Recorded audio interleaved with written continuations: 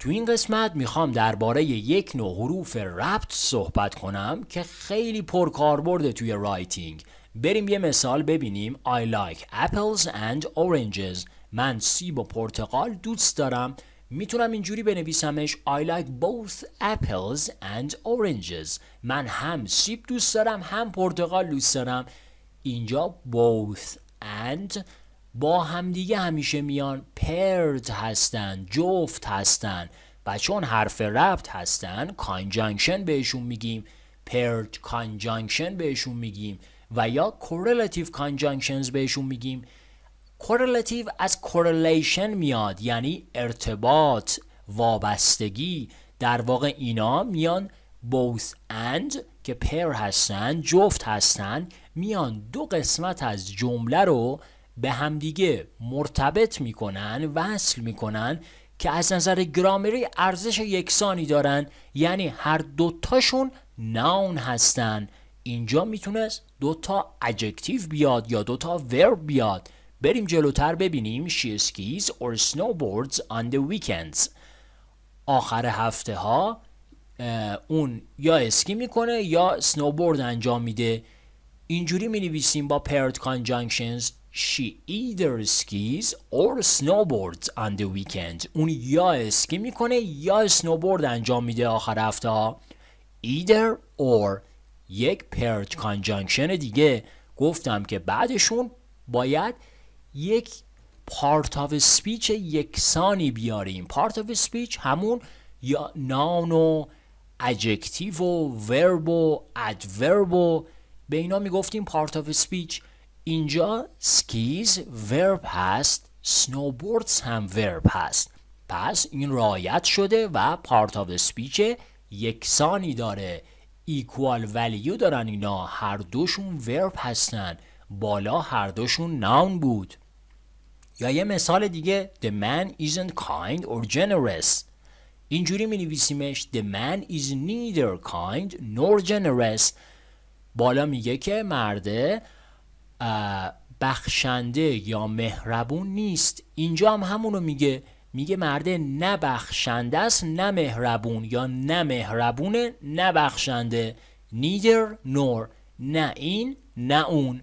paired conjunction بعدیمونه پس neither nor و بعدش گفتیم که باید part of speech یکسانی بیاد. kind یه adjective، generous هم یه adjective. یه مثال دیگه. They travel a lot and make travel videos. اونا مسافرت زیاد میکنن و ویدیوهای مسافرتی تهیه میکنن. می نویسیم They not only travel a lot but also they make travel videos. اونا نه فقط سفر زیاد میکنن بلکه ویدیوهای مسافرتی هم تهیه میکنن. Not only but also، نه فقط بلکه.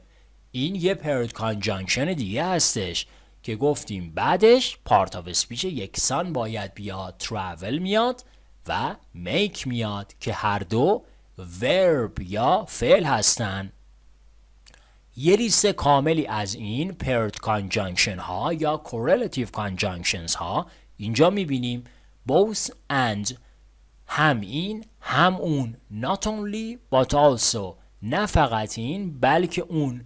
either or، یا این یا اون. neither nor، نه این نه اون. whether or، آیا این یا اون. مثلا the newlyweds could not decide whether to live with her parents or to rent an apartment.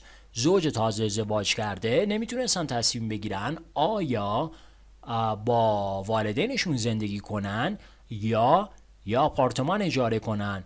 آیا این یا اون. whether or. حتما ویدیو رو پاوز کنید و این مثال هایی که اینجا نوشته شده رو خوب بخونید تا براتون کاملا جا بیفته که این paired conjunctions ها یا correlative conjunctions ها چجوری باید تو جمله استفاده بشن. چند تا چیز رو تو نوشتن paired conjunctions ها باید رعایت کنیم. اولیش subject verb agreement، یعنی سابجکتمون با وربمون باید agreement داشته باشه، باید متناسب باشه. Not only Mike but also Daniel is coming. مایک مفرد، دانیل مفرد، وربمون هم باید مفرد باشه. Both Mike and Daniel are coming with us. برای both باید جمع بیاریم، چون داریم خودمون جمع میبندیم، میگیم هم مایک هم دانیل دارن با ما میان، پس باید جمع باشه برای both فقط. Every day both the cat and the dogs wake me up. دوباره both اومده، the cat، the dogs، این که مفرده اینم جمعه و wake باید جمع باشه. ولی در حالت کلی همیشه ما ورب رو باید ببینیم که چی هست، قبلش رو ببینیم. اگر جمع باشه وربمونم جمعه، اگر مفرد باشه وربمونم مفرده. Neither my cousins nor my mom like swimming. میبینید که اینجا مفرد مام، پس وربش هم باید مفرد بیاد. این گرامر معمول هست، ولی بعضیا میگن که این اشتباهه. اگر که یک جمعی شما داشته باشید و یک مفردی هم داشته باشید، شما باید وربتون رو جمع بیارید. برای اینکه هر دو گروه رو بتونیم راضی کنیم، ما همیشه میایم اسمی که جمع هست رو میچسبونیم به وربمون و وربمون رو با اون هماهنگ میکنیم، یعنی جمع میاریمش. پس برای مواقعی که هم یک اسم مفرد داریم مثل مام و یک اسم جمع داریم مثل cousins، میایم cousins رو میچسبونیم به وربمون و ورب رو با این ناون هماهنگ میکنیم، با اسم جمع هماهنگ میکنیم، یعنی وربمون رو جمع یا پلورال میاریم مثل اینجا. pronoun agreement، ضمیر هم باید با این اسم ها هماهنگ باشه. Neither Mike nor Daniel found his shoes. مایک مفرد، دانیل مفرد، his هم مفرد. حالا دوباره برای both باید جمع ببندیم، چون میگیم همون both Mike and Daniel found their shoes. جمع رو باید بیاریم، ضمیر یا پروناون جمع. Neither Mike nor his friends stated their opinion. دوباره همون قضیه بالا، برای اینکه اون مشکل پیش نیاد میایم قبل از وربمون اون جمعه رو میاریم. پس مفرده رو نمیچسبونیم به ورب، جمعه رو میچسبونیم به وربمون و همه چیز رو با اون هماهنگ میکنیم. وربش جمع باید بیاد، پروناونش هم باید جمع بیاد، چون friends هست جمعه، their هم حالت جمع رو داره. چیز دیگه ای که مهمه parallel structure هست، یعنی چیزی که باید اینجا استفاده کنیم، اینو توی قسمت قبلم گفتم باید یک part of speech باشه، هر دوتا باید صفت باشن، یا هر دوتا باید اسم باشن، یا هر دوتا باید فعل باشن. This house is both large and cozy. میبینید که large و cozy جفتشون adjective هستن، صفت هستن، اینا پس parallel هستن، با هم به موازات هم هستن. پس این اشتباهه. This house is both large and has 4 bathrooms. این اشتباه رایجیه که سعی کنید مرتکبش نشید.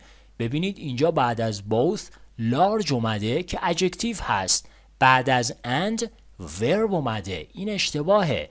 باید هر دوتا adjective و یا هر دوتا verb باشن. دابل نگاتیو هم پیش میاد. ما وقتی که از neither nor استفاده میکنیم خودش معنی و مفهوم منفی داره، دیگه نباید ورب منفی باهاش بیاریم. پس he did not like neither the movie nor the book اشتباهه، چون neither nor خودش بار منفی داره، ما لازم نیست وربمون رو منفی کنیم، باید بگیم he liked neither the movie nor the book. اون نه فیلم رو دوست داشت نه کتابه رو. میبینید که ورب که منفی نیست باید بیاریم، چون خود نیدر میاد منفی میکنه جمله رو، ولی اگر میخوایم ورب منفی هم بیاریم باید از either or استفاده کنیم. He did not like either the movie or the book. ورب منفی ولی از either or استفاده شد، یا این یا اون. اون همون معنی رو داره، میگه که اون نه فیلم رو دوست داشت و نه کتابه رو. paired conjunctions هایی که درباره‌شون صحبت کردیم میتونن دو تا جمله رو هم به هم وصل کنن. Either I should study or I have to do the military service. یا من باید درس بخونم یا باید برم خدمت. I should study یک جمله هست خودش، I have to do the military service هم یه جمله هست خودش. either or اومده این دوتا جمله رو به هم وصل کرده، بینشون correlation درست کرده، برای همین بهشون correlative conjunctions میگیم. Both my family helps me and my friends support me. هم خانوادم بهم کمک میکنن هم دوستام ساپورتم میکنن. My family helps me یه جمله است، my friends support me هم یه جمله است. با both and دو تا جمله رو به هم دیگه وقتی که not only میاریم بعدش باید شکل سوالی بیاریم. Not only should families obey the rules but also they should prepare their children. خانواده ها نه تنها باید از قوانین پیروی کنن بلکه باید فرزنداشون رو هم آماده کنن. ببینید بعد از not only should families obey the rules اومده، شکل سوالی اومده، ولی بعد از but also دیگه نیازی به شکل سوالی نیست. یا مثلا not only can I speak English، نه فقط من میتونم انگلیسی صحبت کنم but also I can speak French، بلکه میتونم فرانسوی هم صحبت کنم. ببینید بعد از not only can I speak English شکل سوالی اومد، ولی بعد از but also نیازی به شکل سوالی نیست. ولی اگر neither nor اومد، neither does he study nor does he work. نه اون نه درس میخونه و نه کار میکنه. بعد از neither شکل سوالی does he study، بعد از nor هم شکل سوالی does he work، که این شکل خیلی کم کاربرده و خیلی کم میبینیدش. پس یه بار پاوز کنید و این جمله ها رو خوب بخونید، ببینید که چجوری دو تا جمله رو با paired conjunction ها به همدیگه وصل کردیم و سعی کنید تو رایتینگ هاتون حتما از اینا استفاده کنید. وقتی داریم دو تا جمله رو به همدیگه وصل میکنیم، در واقع اینجا داریم دو تا سیمپل سنتنس رو به هم وصل میکنیم و یک کامپاوند سنتنس درست میکنیم و اگر یادتون باشه تو اینجور مواقع کاما باید استفاده کنیم. میبینید که اینجا همه کاما دارن چون کامپاوند سنتنس درست شده از دو تا سیمپل سنتنس. تو این قسمت یه اگزرسایز خیلی خوب براتون دارم که شما باید با چیزی که تو پرانتز نوشته شده با این paired conjunction ها دوباره این جمله رو بنویسید. این کار رو انجام بدید، ویدیو رو پاوز کنید، این کار رو انجام بدید. من جوابا رو الان بهتون نشون میدم. این از جوابا، پاوز کنید و جواباتون رو چک کنید. تو این قسمت من درباره paired conjunction ها صحبت کردم. امیدوارم که این قسمت براتون مفید بوده باشه. اگر این قسمت رو دوست داشتید لطفاً لایکش کنید و کانال منو سابسکرایب داشته باشید. از اینکه این قسمت رو تماشا کردید ازتون خیلی ممنونم.